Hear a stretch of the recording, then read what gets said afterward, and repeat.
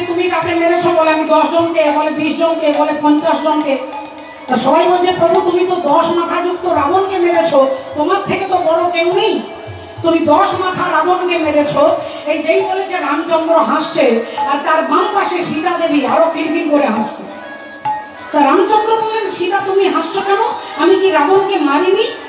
বললেন 10 মাথা রাবণকে মেরে তুমি অহংকার করছো।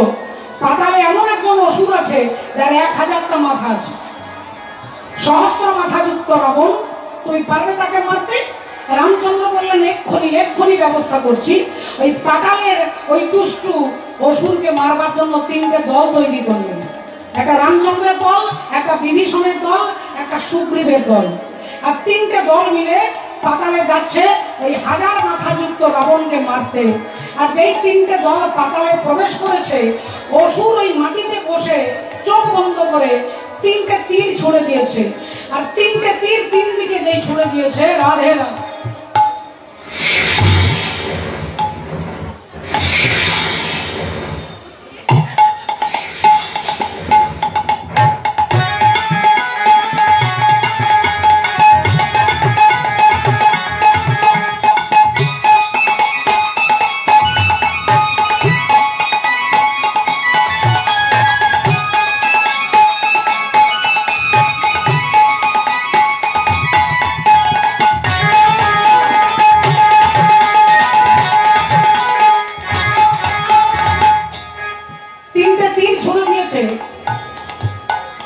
একটা দিনে রামচন্দ্র অযোধ্যায় পৌঁছে গেছে, একটা দিনে সুগ্রীব কিষ্কিন্ধায় পৌঁছে গেছে কর্ণাটক, আর একটা দিনে বিভীষণ লঙ্কায় পৌঁছে গেছে।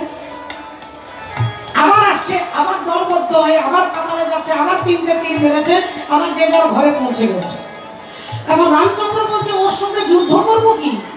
আরে ওর কাছে যেতে পারছি না, তার আগে ঘর পৌঁছে যাচ্ছি, তাহলে ওকে মারবো কি করে? চিন্তায় পড়ে গেছে রামচন্দ্র, চিন্তায় পড়ে গেছেন। তাহলে ওই অসুরকে মারতে পারবে কে? এত বড় বীর, আমাদের সঙ্গে যুদ্ধই করতে হচ্ছে না, এমনি এমনি ঘর পাঠিয়ে দিচ্ছে, তাহলে ওকে মারবে কে? চিন্তায় পড়ে সকলে আলোচনা করছে। দেবর্ষি নারদ বললেন প্রভু কিছু মনে করো না, ওকে তুমি মারতে পারবে না, তোমার যে বাঁ দিকে বসে আছে সীতা দেবী পারবে না। বললেন সীতা দেবী? আরে যার আঙ্গুলগুলো তুলোর মতো কোমল, কোমলাঙ্গী, সে পারবে অসুরকে মারতে? বললেন হ্যাঁ পারবে। বলে ঠিক আছে সীতা তুমি দেখাও তুমি কি করে মারবে। সীতা দেবী উঠে দাঁড়ালেন, চুলে খোঁপা করা ছিল, খোঁপাটা খুললেন, আর খোঁপাটা খুলে 3 বার শুধু মাথাটা নেড়ে দিলেন, আর চুলের ভেতর থেকে ভদ্র কালী সৃষ্টি হলো, কালী। আর সেই কালী গিয়ে কি করলেন? পাতালে সেই অসুরকে বিনাশ করলেন, তার অসুরকে বিনাশ করলেন। রাধে রাধে। এইবার মা কালী এমন এমন রেগে গেছে, অসুরকে হত্যা করে তাকে এবার শান্ত করতে কোনো দেবতা পাচ্ছে না। এবার মায়ের কাছে হাত জোড় করছে, স্তুতি করছে, কিন্তু কিছুতেই মা শান্ত হচ্ছে না। বাবা ভোলেনাথের কাছে গেছে, ভোলেনাথ বললেন ঠিক আছে দেখা যাক কি করা যায়। মা কালী আসছে ওদিক থেকে, আর উনি ভোলেনাথ রাস্তায় শুয়ে পড়েছে, আর মা যেতে যেতে রেগে এমন ছুটে যাচ্ছে যে বাবা ভোলেনাথের বুকের উপরে ডান চরণটা দিয়ে দিয়েছে, ডান চরণটা বুকের উপরে দিয়েছে। আপনারা দেখবেন যদি কলকাতায় যান, তার নামই হলো দক্ষিণেশ্বর, দক্ষিণেশ্বর মা কালী। দক্ষিণেশ্বর বললেন কেন না, দক্ষিণ চরণটা শিব ঠাকুরের বুকের উপরে তুলে দিলেন, আর যেই তুলে দিল উনি মা শান্ত হয়ে গেলেন, শান্ত হয়ে গেলেন। তাহলে সম্পর্কে হয় স্বামী, স্বামীর বুকের উপরে স্ত্রী পা দিয়ে দাঁড়িয়ে আছে। আপনারা ক্যালেন্ডারে মন্দিরে দেখেছেন ভোলেনাথের বুকের উপরে মা কালী দাঁড়িয়ে আছে, তাহলে স্বামীর বুকে স্ত্রী পা দিয়ে দাঁড়িয়ে আছে। এবার আপনারা মায়েরা যদি মনে মনে ভাবেন আজকে চৈতালির কীর্তন শেষ হলে আমরাও ঘরে গিয়ে একটু চেষ্টা করে দেখব, নারী দুর্গা নারী কালী,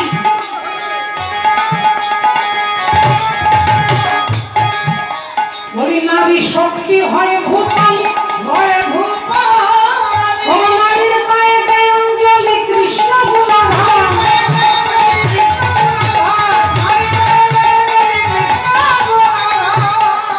নারীর পদ তলে শুয়ে আছে, নারীর পদ তলে শুয়ে আছে স্বয়ং ভোলা মহেশ্বর,